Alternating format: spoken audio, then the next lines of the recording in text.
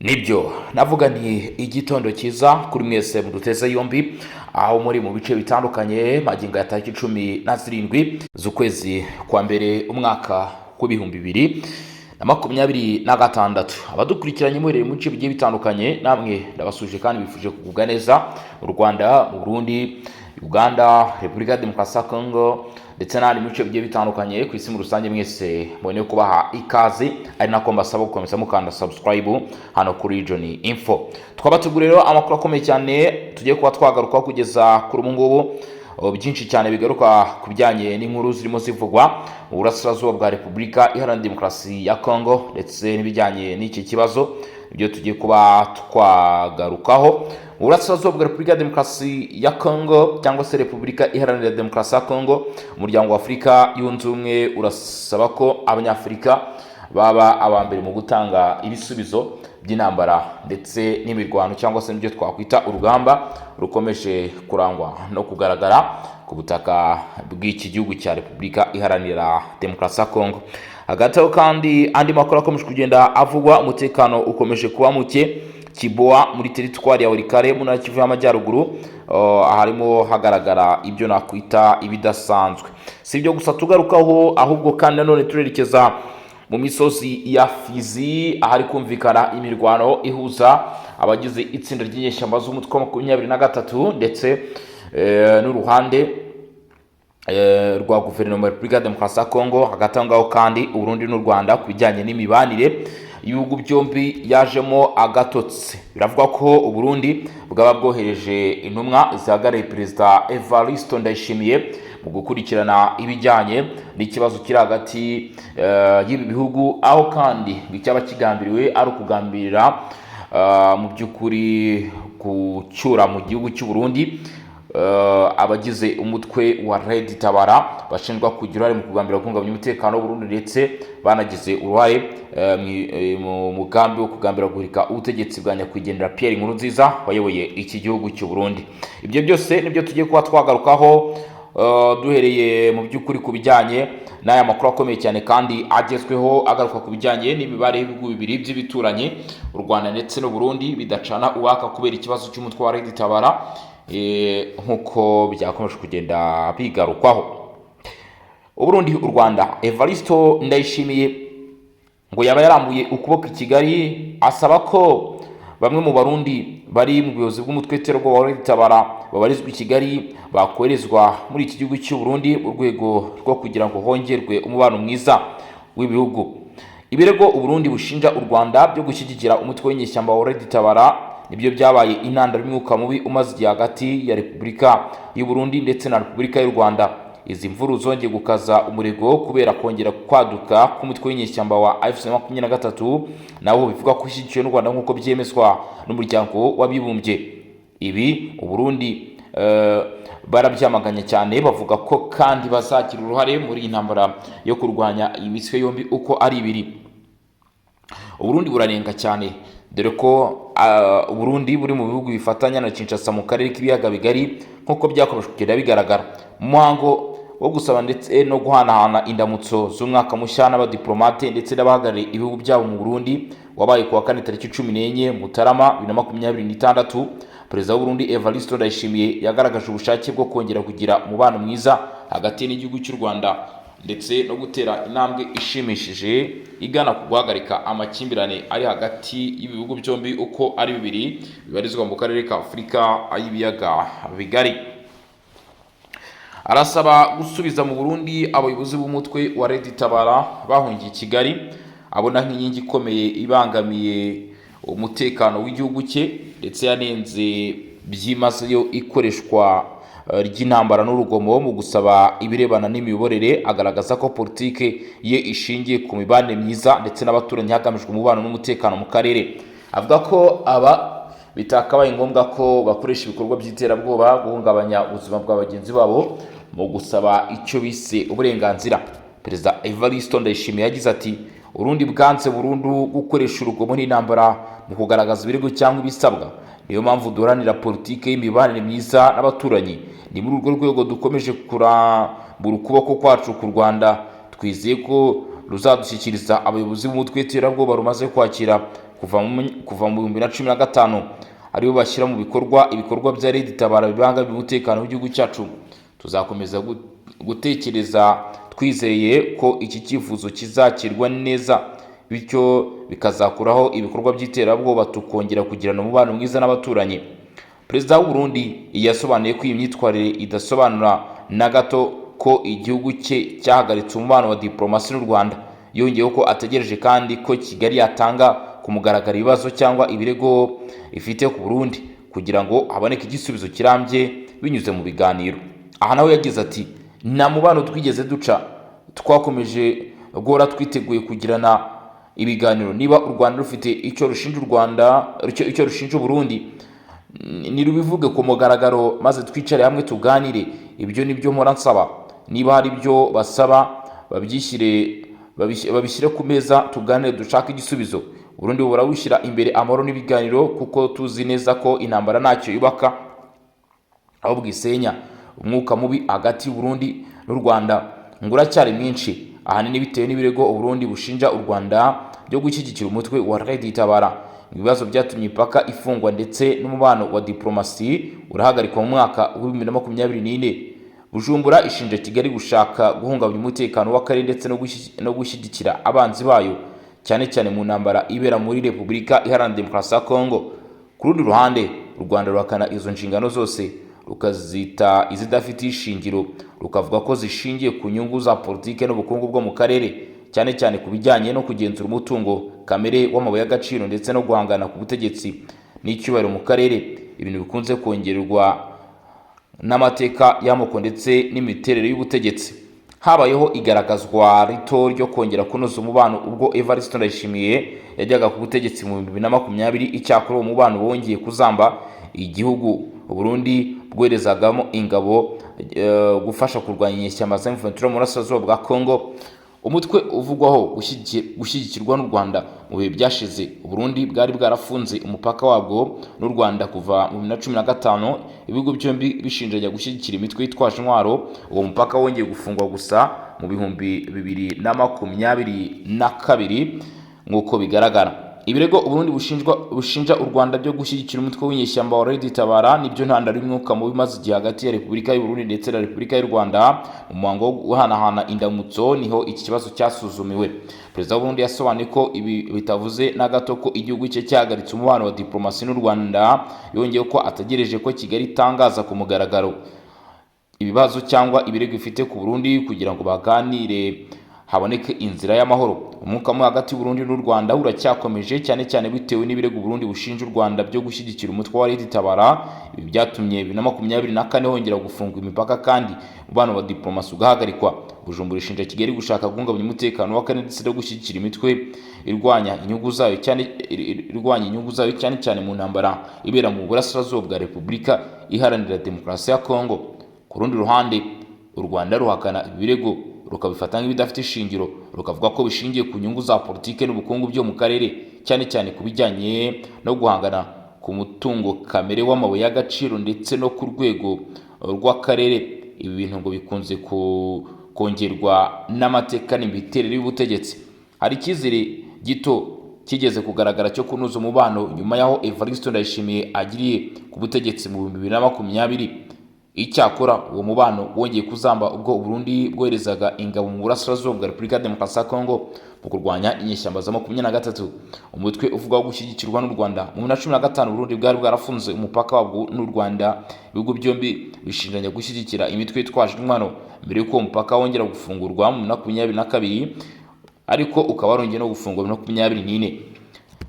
Tuvuye ku bijyanye n'u Burundi ndetse n'u Rwanda, ibihugu bikomeje kudacana waka, tukanyarukira no mu yandi makuru arimo kugenda avugwa cyangwa se agarukwaho mu rwego rwo kurandura burundu ibibazo bibangamiye akarere k'umuryango wa Afurika y'Uburasirazuba cyangwa se akarere ka Afurika y'ibiyaga bigari. Nyemerera kandi nanone dukubitire cyangwa se tunyarukire kuri amakuru akomeye cyane y'ibyavuzwe cyangwa se bikomeje gutangazwa n'umuryango wa Afurika yunze ubumwe, hashingiwe ku gushaka igisubizo kirambye ku gukemura amakimbirane yo mu burasirazuba bwa Repubulika Iharanira Demokarasi ya Kongo. Ibi ngo bibonwa nk'igisubizo gishobora kwifashisha. Afurika isaba ko ibisubizo by'Abanyafurika bihabwa umwanya mbere.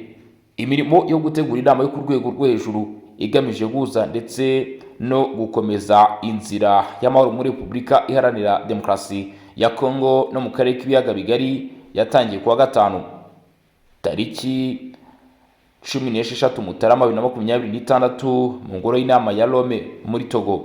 Iyi mirimo yabaye umunsi umwe mbere y'inama nyirizina iteganyijwe kuwa gatandatu tariki 17 Mutarama 2026. Iyo nama yahuje itsinda ry'abahuza rigizwe n'abahoze ari abakuru b'ibihugu, Minisitiri w'Ububanyi n'Amahanga wa Togo, abayobozi b'umuryango w'ibihugu byo muri Afurika y'Uburasirazuba EAC, umuryango w'iterambere ry'ibihugu byo muri Afurika y'Amajyepfo SADC ndetse n'abandi bafatanyabikorwa. Iyi nama yateguwe ku busabe bwa Faye Essozomanya Sibe, perezida w'inama y'abaminisitiri ba Togo, wagizwe umuhuza mukuru w'umuryango wa Afurika yunze ubumwe ku kibazo cy'umutekano mu burasirazuba bwa Repubulika ya Demokarasi ya Kongo. Intego yayo ni ugusubiza icyizere impande zirebwa n'iki kibazo, guteza imbere ibiganiro ndetse no gukurikirana ko imyanzuro yafashwe ishyirwa mu bikorwa. Mu ijambo yatangaje muri inama, perezida wa komisiyo y'umuryango wa Afurika yunze ubumwe Mohamed Ali Yusuf yagaragaje ko Afurika yiyemeje byimazeyo gushakira umuti urambye ikibazo cy'umutekano muke mu burasirazuba bwa Repubulika Iharanira Demokarasi ya Kongo. Yashimiye kandi Essozomanya Sibe kuba yaremewe inshingano zo guhuza impande zose ashingiye ku ndangagaciro z'Ubunyafurika, ibizwi nka panafricanisme. Nk'uko itangazo ry'umuryango wa Afurika yunze ubumwe ryabitangaje, Mohamed Ali Yusuf yavuze ko nubwo habayeho imbaraga nyinshi zo gushaka amahoro, urugomo rukomeje mu mujyi wa Goma, Bukavu na Uvira rukaba rumaze guhitana abantu ibihumbi byinshi ndetse no gutuma abandi ibihumbi n'ibihumbi bahunga. Yashimangiye ko ubu ari ngombwa gushyira imbere ibisubizo bishyirwa mu bikorwa n'Abanyafurika ubwabo, hagashyirwa mu bikorwa mu buryo bufatika ihame rivuga ko ibibazo bya Afurika bikwiye gukemurwa n'Abanyafurika. Uyu yongeyeho ko hakenewe urwego rwagutse rufungura ibiganiro byimbitse hagati ya Repubulika ya Demokarasi ya Kongo n'u Rwanda, rukabamo n'ibihugu bituranye, hagakemurwa imizi y'ikibazo, hakubahirizwa ubusugire bwa Repubulika Iharanira Demokarasi ya Kongo, hakanitabwaho impungenge z'u Rwanda n'Ubugande ku mutekano wabyo, ndetse Burundi bugashyigikirwa mu guhangana n'ikibazo cy'impunzi zikomeje kwiyongera. Yanashimiye Leta Zunze Ubumwe za Amerika na Leta ya Qatar ku ruhare rwazo mu gushyigikira ibikorwa by'umuryango wa Afurika yunze ubumwe. Yasozaga asaba Afurika kugaragaza ubutwari, ubumwe n'inshingano rusange mu gushakira amahoro akarere. Iyi nama ibaye mu gihe nubwo perezida wa Leta Zunze Ubumwe za Amerika Donald Trump yagize uruhare mu biganiro byabereye i Washington ndetse abakuru b'ibihugu bya Repubulika Iharanira Demokarasi ya Kongo n'u Rwanda Felix Tshisekedi na Paul Kagame bakaba barashyize umukono ku masezerano. Umutekano ku butaka ukomeje kuba muke, Kinshasa na Kigali bikomeje kudahuza imvugo, bigashinjanya kutubahiriza ibyo byemeranyijweho cyane cyane mu biganiro bya Washington. Ni nako bimeze ku biganiro byabereye muri Qatar hagati ya Leta ya Repubulika Iharanira Demokarasi ya Kongo n'inyeshyamba za 23 zishyigikiwe n'u Rwanda. Ibyo biganiro byari bitegerejweho gutanga ibisubizo bifatika ku butaka, ariko byagaragaye ko bihagaze. Amasezerano atandukanye yamaze gusinywa nk'ay'agahenge. Itangazo ry'amahame n'amasezerano rusange ntiryashyirwa mu bikorwa. Uku kudindira kwa diplomasi gukomeje gutuma imirwano ikaza umurego hagati ya FC23 ifashijwe n'u Rwanda n'ingabo za Leta ya Repubulika ya Demokarasi ya Kongo. Rwa FC23 yatangaje ku nshuro ya kabiri ko yikuye mu mujyi wa Uvira. Iracyagaragaza ubushake bwo gukomeza kwigarurira ibice bitandukanye byo mu burasirazuba bwa Repubulika ya Demokarasi ya Kongo. Faye Essozomanya Sibe yasimbuye Joao Lourenco ku mwanya w'umuhuza w'umuryango wa Afurika yunze ubumwe muri iki kibazo, nyuma yo ishyirwaho ryemejwe n'inzego z'uyu muryango ngo azakorana n'abandi bahuza bo mu biganiro by'i Rwanda Nairobi hakurikijwe imyanzuro yafatiwe mu nama ihuriweho y'umuryango wa Afurika yunze ubumwe ndetse na SADC yabaye ku itariki 24 Werurwe 2025. Ibi rero bifatwa nk'ibishobora kwifashishwa mu gushaka igisubizo kirambye mu gukemura ibibazo biri mu burasirazuba bwa Repubulika Iharanira Demokarasi ya Kongo, aho uyu munsi kuri wa gatandatu tariki 17 hategerejwe inama ikomeye cyane igomba kubera muri Togo. Imwe mu nama mu by'ukuri nazo zitegerejwe mu kuza gushaka igisubizo kuri aya makimbirane, kuri ibibazo bigaragara cyangwa se bikomeje kuboneka mu burasirazuba bwa Repubulika Iharanira Demokarasi ya Kongo. Dukubitiye ku yandi makuru ari kuvugwa nk'uko bigarukwaho, reka twerekeze mbere gato muri Kivu y'Amajyaruguru mbere ko tunyaruka mu misozi miremire yo muri Kivu y'Amajyepfo. Ubu amakuru avuga ko umutekano ukomeje kuzamba aha ni Kibua, aho ari kugaragara ibikorwa byinshi mu by'ukuri byo guhutaza umutekano muke ngo uracyari ikibazo cyane mu gace bita Kibua ndetse n'inkengero zaho ni mu itsinda rya Ihana muri teritwari ya Walikale muri Kivu y'Amajyaruguru. Kuwa kane tariki 15 Mutarama hagaragaye ibikorwa bikomeye by'urugomo byagize ingaruka zikomeye ku baturage nk'uko byemejwe n'umuyobozi w'itsinda rya Ihana bita Mwami Kitwana Ngulu Salafi. Mu gitondo cyo kuri uwo munsi umusirikare wa FARDC yarashwe ku kirenge cy'ibumoso arakomereka bikomeye, nubwo impamvu nyakuri ziri sanganya zitamenyekanye neza. Amakuru aturuka mu baturage avuga ko byabaye nyuma y'amakimbirane n'abamukuriye mu buyobozi. Uwo munsi kandi undi musirikare wa FARDC yakomerekeje umuhungu muto amuteye icyuma mu kiganza, nyuma aza kugerageza kumurasa. Iki gikorwa cyateye ubwoba n'uburakari bukomeye mu baturage bari basanzwe babayeho mu bwoba bitewe n'umutekano muke umaze igihe mu gace. Nanone kuri iyo tariki 15 Mutarama umuryango umwe w'umutwe witwaje intwaro wa NDC Lonove wahirutse uhagarika abagenzi ku muhanda ku misozi ya Kalonje, aho bagiye usaura abatwara moto taxi bakoresha uwo muhanda w'ingenzi mu bucuruzi ndetse no mu ngendo z'abaturage. Ibyatumye imodoka ndetse na za moto bihagarara by'agateganyo, byongera gutuma abaturage bumva ko mu by'ukuri umutekano udahari. Kubera izi mvururu zikomeje kwiyongera, Mwami Kitwana Ngulu Salafi arasaba inzego za gisirikare n'iz'ubuyobozi gufata ingamba zihuse zo kugarura umutekano ndetse no kurinda abasivili. Abaturage ba Kibua bo bakomeje kubaho mu bwoba bwa buri munsi, barasaba leta gushyira imbaraga mu gukomeza imyitwarire myiza n'ikinyabupfura mu ngabo za FARDC ndetse no mu mitwe ya Wazalendo ikorera muri aka gace ko muri Kivu y'Amajyaruguru. Hagati aho ngaho mu yandi makuru ari kugenda amenyekana nk'uko turi kugenda mu by'ukuri tuyabakurikiranira muri Kivu y'Amajyepfo, ntago masaha ashize byari byifashe neza. Mu misozi ya Mitumba nyeshyamba za 23 ngo zaba zagabye ibitero ahitwa Point Zero, ahari urufunguzo rwa nyuma rw'ingabo za leta rwerekeza muri Fizi centre ya Fizi. Aka gace rero izi nyeshyamba zikaba zerutse kugaba ibitero. Point Zero iherereye ku mpaka uturere twa Fizi na Mwenga mu misozi ya Mitumba, mu misozi miremire aho Preto wafashwe n'abarwanyi batwirwane bafatanyije n'inyeshyamba za 23 kuva mu gitondo cyo kuwa gatanu tariki 16 Mutarama 2026. Byaba nyuma y'iminsi ibiri y'imirwano ikaze bahanganyemo n'ingabo za leta ya Repubulika Demokarasi ya Kongo zifashijwe n'imitwe wa Wazalendo. Kuwa kane tariki 15 Mutarama imirwano yabereye cyane mu gace ka Tuwetuwe kari hafi ya kilometero 15 uvuye muri inkambi y'abimuwe Mikenye ndetse no mu gice cya Itombwe. Muri iyo mirwano abarwanyi batwirwane bo bashoboye gusunika ingabo za FARDC bazigeza hafi y'umudugudu wa Point Zero.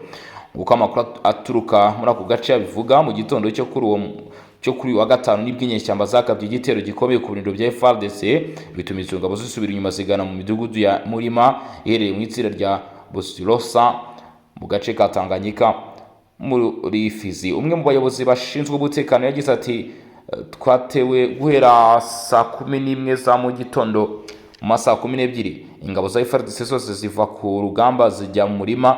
Twasigaye twenyine ku rugamba bituma duhatirwa kwisubiraho, maze umwanzi yigarura umudugudu ahagana ku saa 4 za mu gitondo.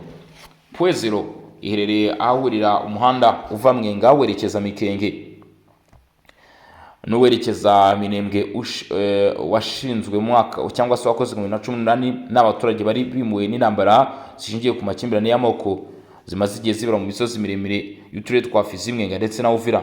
Nyuma y'igarurirwa ry'umudugudu n'inyeshyamba, abo bimuwe bongeye guhunga mu mvururu nyinshi berekeza mu midugudu ya Birinde, Kanguri na Kiyere, Murima ndetse na Rusuku. Imibereho yabo iracyari mibi cyane kubera ko badafite ububasha ubwo aribwo bwose kandi barasize byose igihe bahungaga.